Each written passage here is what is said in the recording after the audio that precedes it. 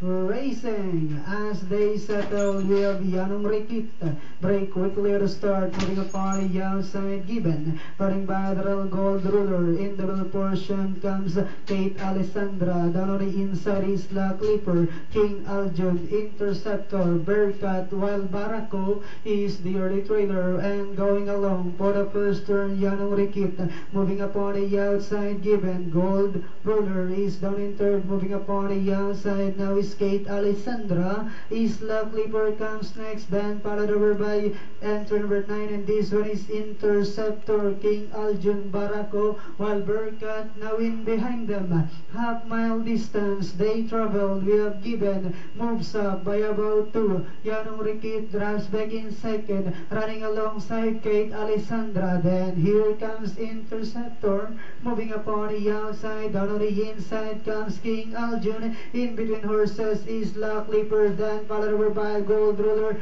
Barako, while Bearcat is still in behind them. Another far turn, we have Gibbon maintaining a half-length lead, moving upon the outside Kate Alessandra. Then here comes Interceptor, sneaking down the inside is King Aljun as they swing for home.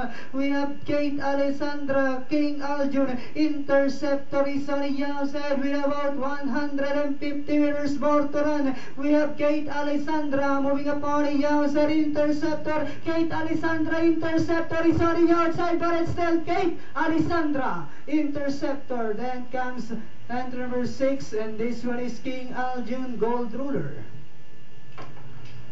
You just saw the instant replay of race number 7, and long shot horse Kate Alessandra unofficially winning that race by a head. 49617 yung ating dating